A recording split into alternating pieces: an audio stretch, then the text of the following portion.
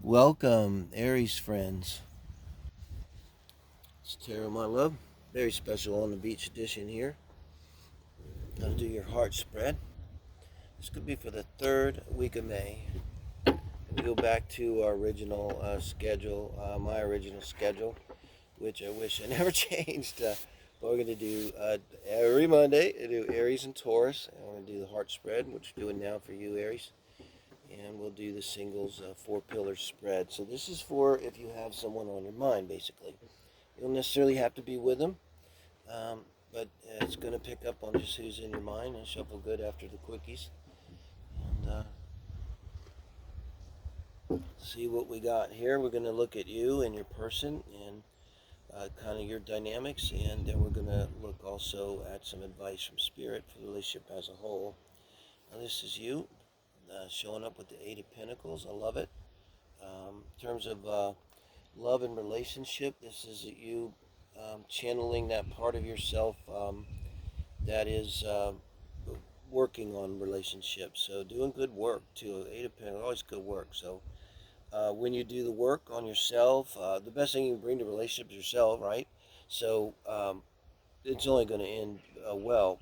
Even if the relationship doesn't end well, it's going to end well for you because Saturn always rewards this. Sometimes it takes a lot of time, but everyone seems to forget that there's good karma, and it really is, and that's the Eight of Pentacles will bring good karma.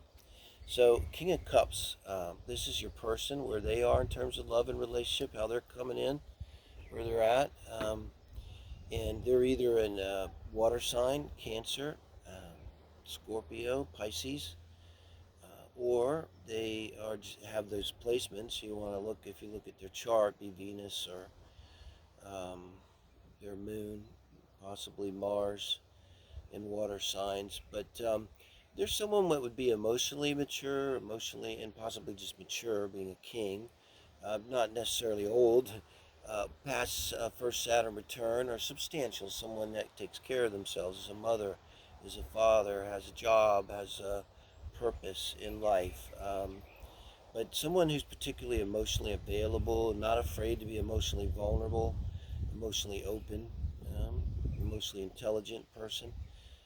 So we're kind of reading you and them just kind of as you are before we really get to each other here.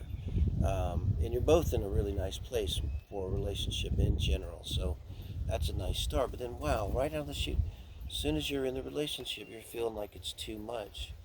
It kind of adds a little different flair here to the Eight of Pentacles here because now um, maybe the reason you've been working so hard on yourself, okay, is because you don't feel good enough or something like this. And so that now when you get in the relationship, there could be an element, we'll look at theirs here, of you trying too hard, feeling like you have to really try, to almost like be something you're not. Mm. And ones are actions, so it's of giving more than you have, maybe, or giving everything you have. Also, with the Ten of Wands in this position, this could be you feeling like this person's an energy vampire. I mean, there are aspects of the King of Cups where that could be. I mean, everything is on a scale, on say 1 to 10. So low vibe to high vibe. There's no good sign, bad sign. So on the bad side of it, it would be emotional vampirism and narcissism and really kind of negative things, um, passive aggressive behaviors and all of this stuff from them. And that would just make you feel drained. King of Pentacles. Okay, so a substantial person you're dealing with here. So a little bit too, I kind of feel the energy of like, with the Ten of Wands, like you're throwing yourselves against a brick wall. Like and also could be the energy of no matter what you do, you feel like it's not enough, maybe. That kind of energy. Like no matter what I do, it's not enough for them. I get the feeling of like going before this king, and he's looking. Both of these kings are looking away from the reading. Kind of look, if you can see how he's looking, focuses on it. Kind of like almost kind of arrogant, like, whatever. It's like, talk to the hand. I don't really care. Um, so it's just kind of tough, Aries. Let's see what your advice is from Spirit here. And heart spread goes to it, man. Your advice, look at this. This is your advice from Spirit in the relationship for you. Okay, a 10 of Cups under the 10 of Wands. It's like Spirit is saying, I want you to remember, like, why you're doing this, 10 of Wands. The reason you're wearing yourself out against this person is you want cups, you know? And maybe more what they're showing you in the relationship, too, with the King of Cups. I like to get lost in this narcissist stuff. But they could be showing you a real sensitive side, showing everyone. But when you really get with them, the King of Pentacles here could be someone who's controlling, you know, and puts up walls. Definitely could be putting up walls and against their whereas the King of Cups, you'd think be someone be exactly emotionally available. The King of Pentacles, maybe no, not so much. Um, so that could really put you in that 10 of Wands, and it's like, remember, like, what you want is every one of those wands, you want it to lead to a cup of fulfillment, emotional fulfillment, a happy family. Who doesn't, And the Queen of Cups, that's their advice. This is very, okay, right now, this is how it's going down. Exactly what I just said with them. Their advice from Spirit is to soften up and give you a cup. They're stonewalling you. They've got the castle gates closed. You're on the outside and you're trying to get in and trying to get in and trying to get in, and they're like, block, block, block, block, block.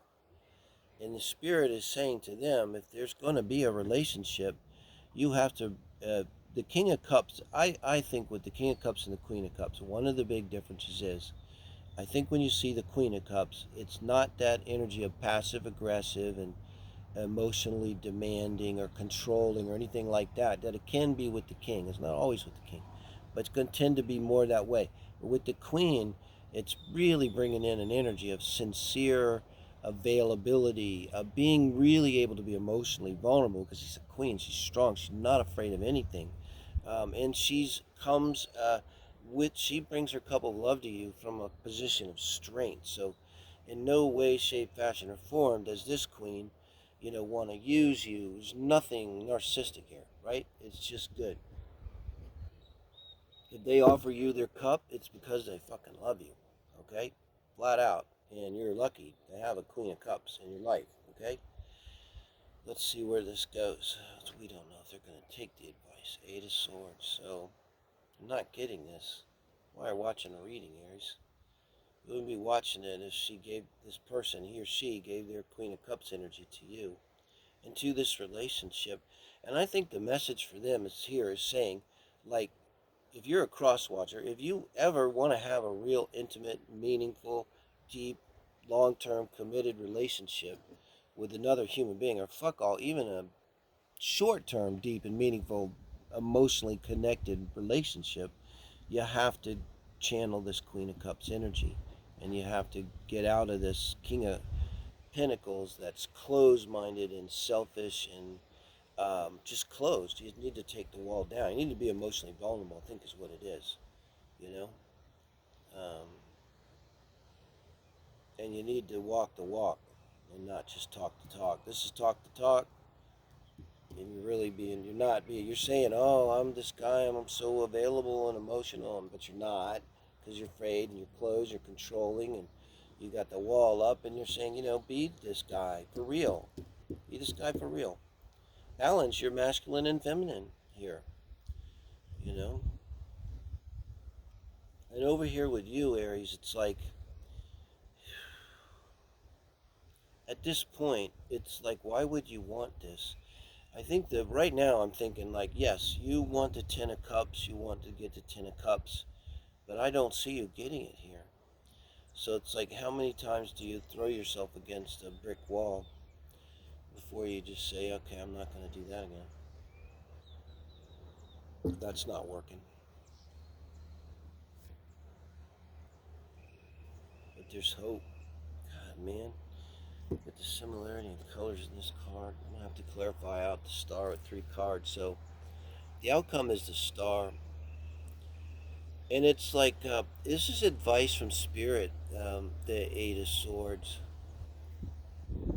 I think what this is saying, if this resonates, let me know. But what this is saying is for the relationship, maybe neither of you is really acknowledging how badly this is working for you, this relationship. You know, how little it's giving you. And acknowledging sort of how much pain there is involved in this relationship here. I think your person is just closed to their emotions. So it's almost like they don't feel a thing. And no matter what, they wouldn't feel a thing. Whereas you, I think you're really lost in this dream that you want this 10 of Cups, which I totally understand. It could be that, you know, you're not going to have it with this person, though. I think what you need to take away from this relationship is Aquarius card, the hopes, dreams, wishes, self-fulfillment, doing that thing that you really love in life, terms of love. Um, that's the problem with relationships, is there's 2 people. It's hard enough for us to change ourselves, don't I know? My whole life has been 4th house stuff, but boy, then add just one more person. You know, try to be a couple and get together so there's 4 people, and just try to decide on what movie to see. It's impossible. Imagine how hard it is. See if we get some advice moving forward with this star.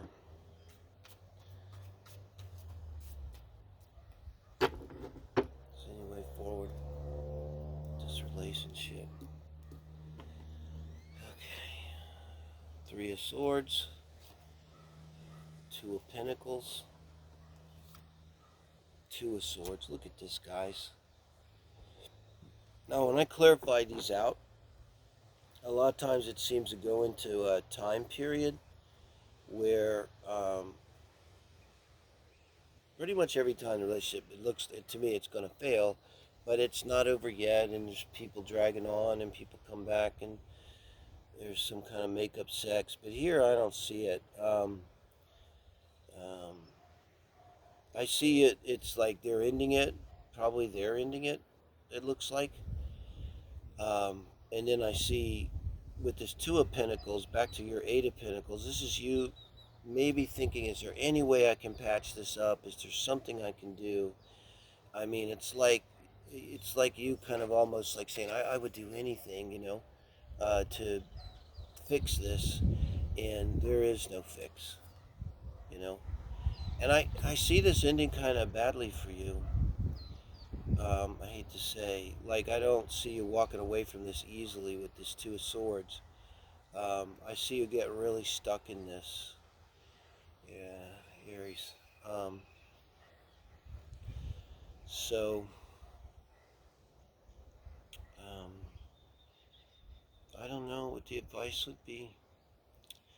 Um, just if this is resonating with you, you don't want to be stuck in this. And 2 of Swords is not being able to figure it out. I would advise running Sinistry, which I do, if you have their time and you have your time, and really look at this relationship and try to figure it out, because maybe that's what you're going to have to do, because this is like, I just don't know. So like the relationship ends and you're left with no closure, and you really don't understand what happened, and I'm not clear really what happened either, other than what I've already said. Now, if you have a pattern of throwing yourself up against these walls, these people that have their walls up, usually it means we're not really ready for intimacy. So you're not really ready. You want it, you think you are, but because you're really not, you pick these people unconsciously. It's amazing how much our unconscious controls our lives. I think it's amazing. You draw in these people who aren't ready, because, you know, that way, for sure, you're not going to have to deal with an intimate relationship. Because best case scenario, they can't.